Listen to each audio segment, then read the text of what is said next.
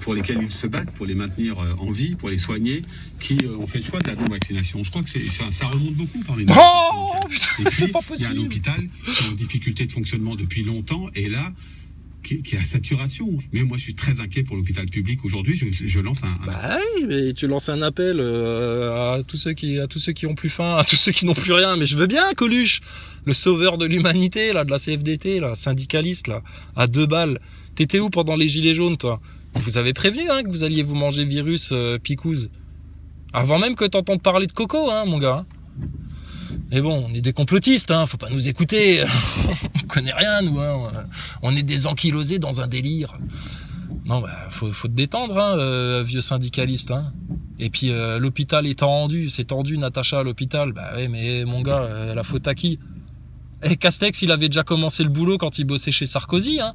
Et puis, bah là, il est venu de finir, en fait. Tu comprends, ça? T'as compris, syndicaliste, que toi, comme t'es connards de journalistes, comme le connard qui fait la queue pour aller se faire tester, comme tous les connards qui sont que des connards pour le haut de la pyramide, tu sers plus à rien en fait, hein. C'est bon, vous avez trop pollué, vous êtes des bouches inutiles. Petit à petit, d'abord ils vont commencer par telle communauté de la société, après ça va être telle catégorie de la société, après ça va être les non-mangeurs de soupe, et puis à la fin t'y passeras aussi. Sauf si tu te libères maintenant de ta matrice d'esclave. Mais bon, on n'a pas le choix. Hein, on n'a pas le choix, comme tu dis si bien. Donc bon, qu'est-ce que tu veux faire pour ces gens-là, quoi? T'allumes la radio, ce serait vite fait, putain, ce serait vite fait. Tu me prends, tu me dis, bon, lui, il a un truc à dire, lui, c'est un complotiste, etc. Il a la grande gueule, c'est une grande gueule. Ramenez-moi quelqu'un qui a du biscuit, quoi. Ramenez-moi devant le Chypre. Donnez-moi au moins Tsampo, le gros, là, avec le gros ventre, là, celui qui a du biscuit, là. Ramenez-moi le Chypre. Ils veulent rigoler, là, ils sont tous là. Ils pleurnichent tous, là. Il n'y a plus personne qui rigole, là. Bon, bah, ramenez-nous-les. On va les faire rigoler, nous, gentiment, hein. Et puis, ils verront bien, on est des bons gamins, hein. Puis on va leur dire 3-4 vérités, ils vont nous dire comment vous pouvez dire ça, etc. On va lui dire mon gars, t'as un téléphone portable, ok, t'as internet, 3G, 4G, 5G, peu importe, t'as internet. Bon, alors tu vas sur le site de la NSM, là t'as des chiffres, là ça et ça, hein. Puis si t'as 3 minutes encore, on va t'expliquer Thomas Pesquet, la station spatiale, pour que tu comprennes que niveau science, en fait, t'as un gros con. Non mais je te le dis gentiment, hein, avec toute l'humanité, la compassion que j'ai pour toi. T'es un gros con, le chibre. Espèce de grosse tête de tub. Mais franchement, putain, mais à la rigolade on les prend, nous, les mecs là. Et là, je les vois, je les entends dans les médias. Alors, putain, c'est compliqué, ils se prennent la tête, ils savent plus trop. Ah oui, mais personne n'a vraiment la vérité là-dedans. Ils osent pas, ils sont tous dans une tiédeur qui va les brûler et les consumer s'ils savaient. Arrêtez ça maintenant, faut dire les choses. Oh là là là là. Putain, qu'est-ce que vous êtes coincés dans le système, hein? Vous êtes tendu, Natacha. Tu es extrêmement tendu, Natacha. Ils sont tous tendus. C'est comme ça. Pendant ce qui est apparu de manière quand même assez criante au début de la pandémie, de la crise, quand il a fallu faire ces transferts de patients qui étaient en grand danger de région à une autre. Hey, mais mon gars, vos transferts de patients au début du Covid, ça on l'a capté, hein, et ça a été vu par de nombreuses personnes, il y a des témoins de ça, hein. Les images qui ont été montrées dans les médias, il y a eu plein de trucs, c'était faux, archi faux. Il y avait des mannequins en plastique dans des brancards qui étaient embarqués par des mecs en scaphandre, là. Rappelez-vous, les mecs en scaphandre. Ils sont où, là, les mecs en scaphandre? Bon, les brancardiers en scaphandre qui t'amenaient des cadavres, là, des mourants, etc., en courant dans les hôpitaux et tout. Mais mise en scène complète. Tiens, regarde. Je vais te le montrer, ça. Attends, 2 secondes que je le retrouve. Mise en scène complète. Il y avait des mannequins en plastique sur des brancards. Ça a été mis en scène, monté de toutes pièces, cette histoire-là. Attends, je vais te le retrouver, ça. Ça, c'est Politically qui me l'a envoyé par mail. Quand on parle, regarde, quand on parle d'acteurs de crise, d'ingénierie sociale et d'acteurs de crise.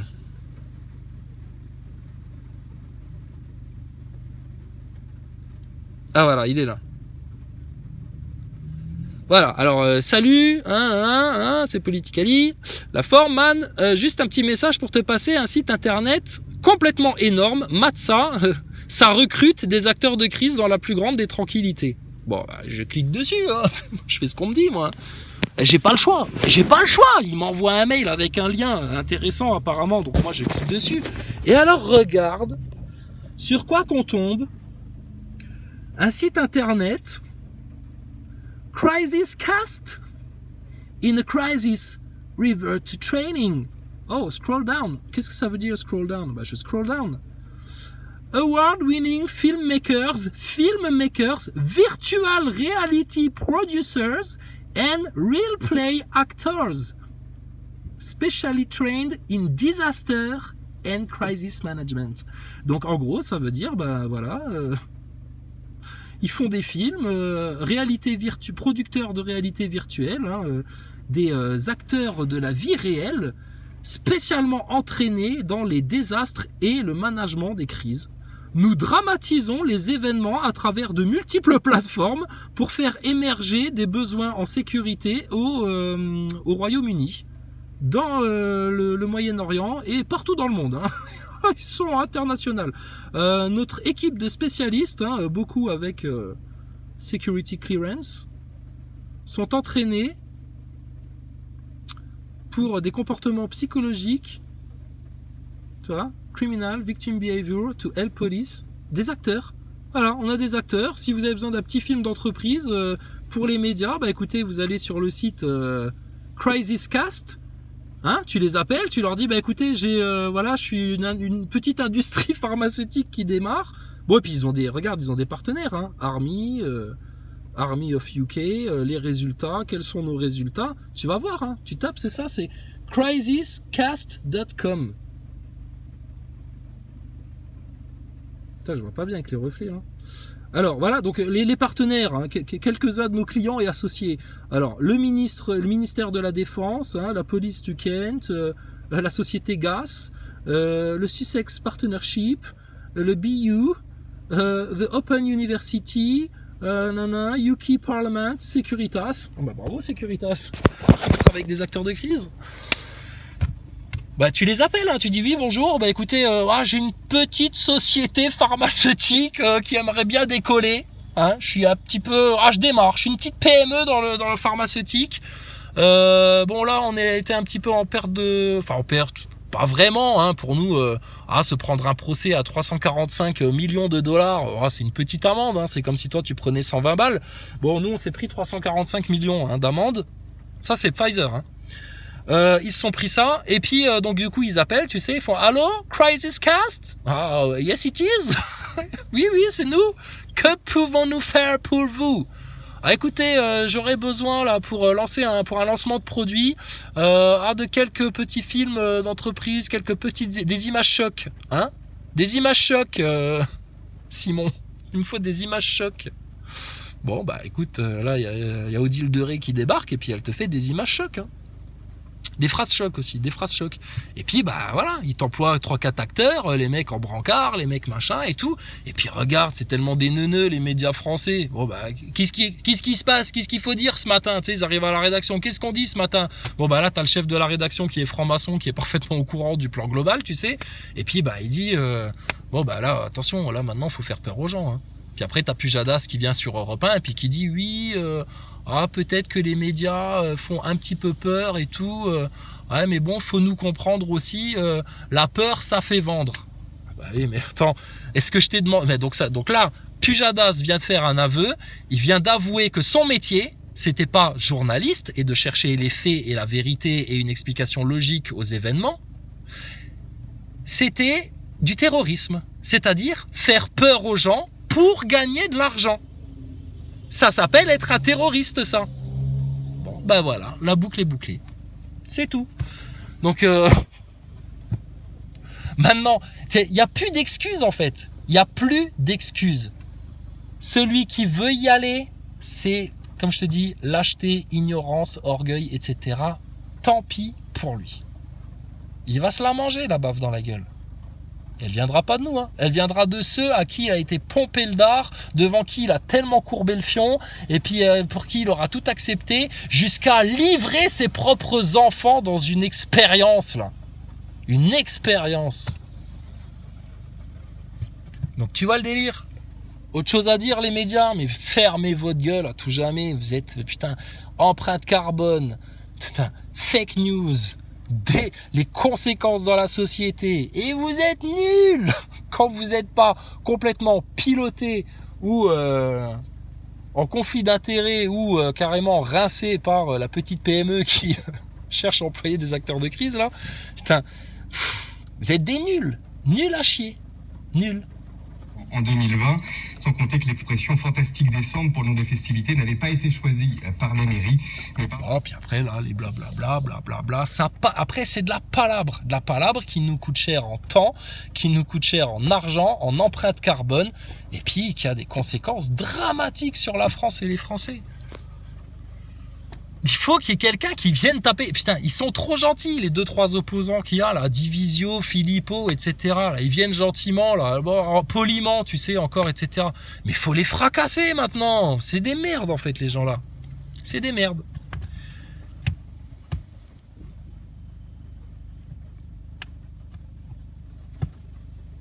On peut pas tout faire à votre place, hein.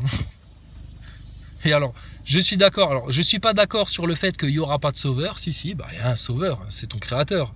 Ton créateur, c'est ton sauveur. Et le Messie, Jésus-Christ, c'est ton sauveur. Le Coran, la parole de l'Éternel, c'est ton sauveur. C'est ça, ton sauveur. Mais d'un autre côté, les gens, ils attendent un sauveur. Dans le sens où ils attendent qu'il y ait un mec qui aille faire le taf à leur place et qui aille tout régler à leur place, à la télé et dans les médias. Mais non, c'est pas comme ça que ça fonctionne. C'est pas comme ça que ça fonctionne. Qui a l'épée entre les mains? L'épée de vérité. Bon bah... Faites ce qu'il faut, hein. Puis c'est devant les loges des francs-maçons que ça se passe. Certainement pas dans leurs médias de merde. C'est leurs médias qui doivent venir à genoux en rampant devant le peuple de demander des explications maintenant. Qu'est-ce que vous faites devant les loges des francs-maçons? Pourquoi? Qu'est-ce qui se passe? Expliquez-nous. Ah bon? C'est les journalistes qui viennent nous poser des questions à nous et qui nous demandent des explications. Mais pourquoi? Vous êtes trop cons pour avoir compris ce qui se passait? Bah avec plaisir, on va vous expliquer. Par contre, tu fermes ta gueule, tu baisses le museau maintenant et tu regardes tes godasses, connard. Et plus jamais tu viens raconter la vie aux Français. Parce qu'en fait, vous êtes des nazes. Bon, et va me chercher tes politiciens, là, on a 2-3 mots à leur dire. Là. Non, pas d'élection cette année. Il n'y a plus de président de la République, c'est terminé cette histoire-là. Stop, là, la pièce de théâtre, là, on n'est pas chez Guignol. Non, on est en France. En France, il vous faut un roi. Hein. Bah oui, c'est comme ça. Bah, il est où le roi? Je sais pas, trouvez-le. Trouvez-le. Tourner une économie autant que faire se peut, donc en quelque sorte d'avoir l'apparence du... Autant que faire se peut. Oh là là là là, putain, c'est bien une expression de tiède, ça. Incroyable. Bon, enfin bon, bref. On peut plus rien faire pour vous. Hein. À part prier pour vous, on peut plus rien faire pour vous. Hein. Je sais pas. Mais bon, non, faut pas dire ça. Faut pas dire ça. Il y en a qui comprennent encore. Il y en a qui se réveillent encore très tardivement, mais c'est comme ça. Mais bon, au bout d'un moment, on n'est pas vos mères. Hein. On n'est pas là pour vous donner la tétée. Hein. Et on vous a envoyé une bouée il y a des mois en arrière. Vous avez tous mis des coups de poinçon dedans, des coups de couteau. Vous vouliez rien savoir. Vous nous crachez à la gueule, etc. Et là, maintenant, tu vas voir. Hein, plus ça va aller, plus ils vont être là en demande. C'est bah alors. Ah ouais, c'est comme dans les médias, tu sais. Alors, t'as ceux qui viennent critiquer, tu sais, genre Philippot, ils viennent dire oui, mais là, le gouvernement, ce qu'ils font, c'est pas bien, machin, etc. Et alors, ça, c'est aussi, tu sais, la phrase, là, le gimmick des médias, c'est ah bah oui, mais alors, quelles seraient vos solutions? Ah oui, mais là, t'es comme un con, là, parce que déjà, là, t'es hors contexte. Faut déjà les replacer dans le contexte et leur dire, bah, la solution, déjà, c'est la vérité. Première des vérités, d'où vient votre Covid? Parce que la grippe espagnole, on sait d'où elle est venue. Le coco, lui, il vient d'où? Chauve-souris, pangolin, les nems, peut-être, les nems aussi.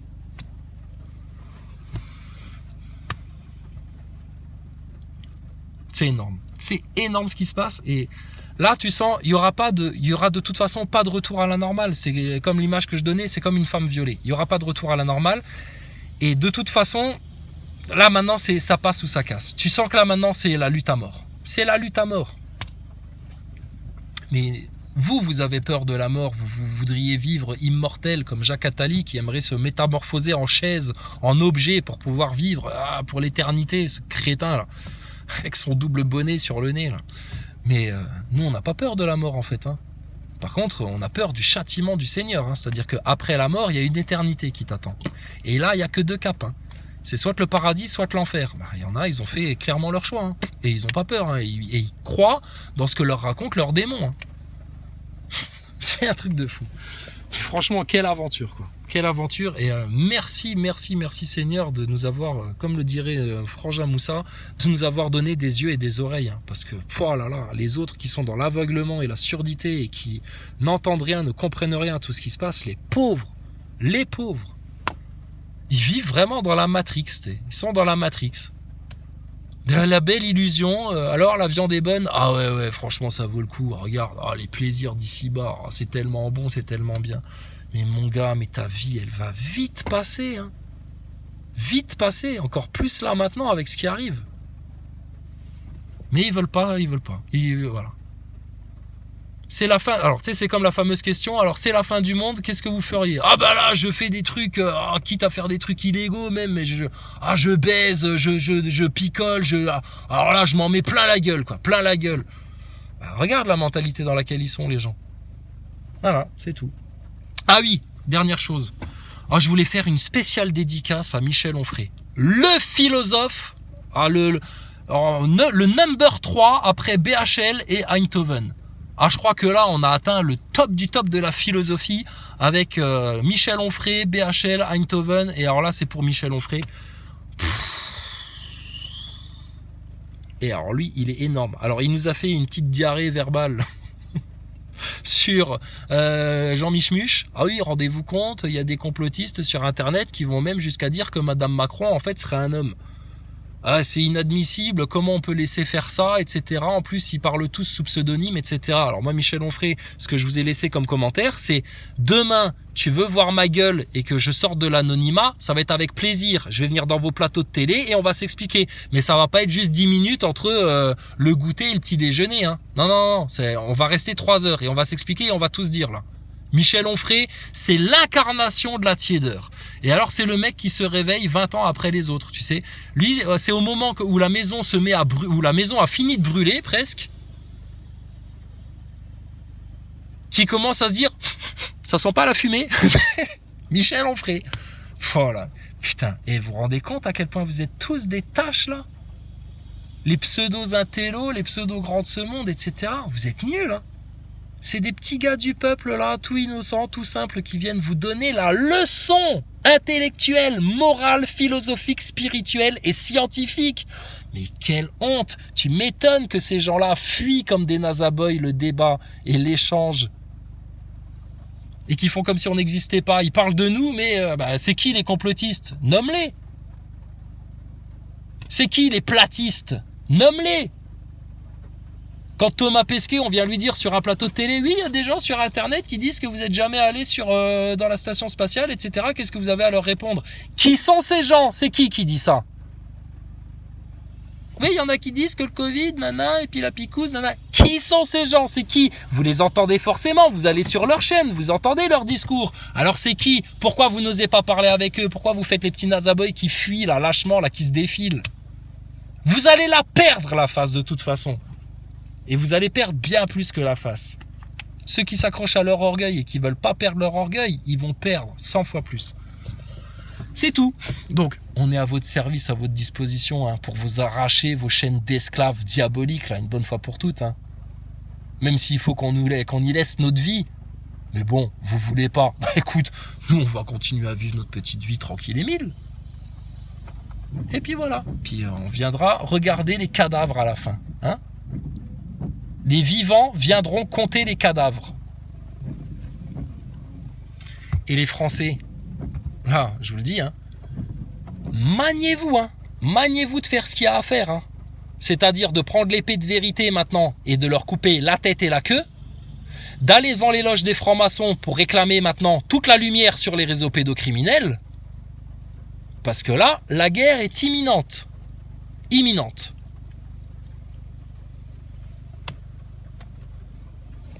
Comme un élément dans une partie plus grande, plus importante. Moi, je considère que c'est la France qui est la part la plus importante. Voilà, donc Éric Ciotti qui... C'était Éric Ciotti, là, qui vient de parler. J'ai cru que j'allais faire une vanne pour dire, ah, regarde, il y a même Amanda Lear qui s'exprime. J'avais jamais, ah ouais, c'est vrai, Éric Ciotti, en fait, t'as la voix d'Amanda Lear. Eh, tu serais pas un peu Jean Michemuchet, toi aussi, Éric Ciotti, quelque part, là? Putain, le promoteur, là, du plan à la picouse, là. Des inconscients. Qu'est-ce que tu veux faire avec ces gens-là? Que Babylone sombre en ruine, maintenant, hein. Je veux dire, toutes les plus grandes civilisations se sont écroulées, bah maintenant c'est votre tour. Voilà. Allez, toute gloire à l'éternel, et puis bah écoutez, à une prochaine fois. Ça se trouve dans 5 minutes, je te refais une vidéo, mais à une prochaine fois. C'est tous des peines à jouir. Franchement, ils sont nuls, hein. Ils sont ridicules. Nous, on aimerait qu'ils grandissent un peu, tu sais, mais ils veulent pas. Ils veulent pas. Ces petits cons, tous.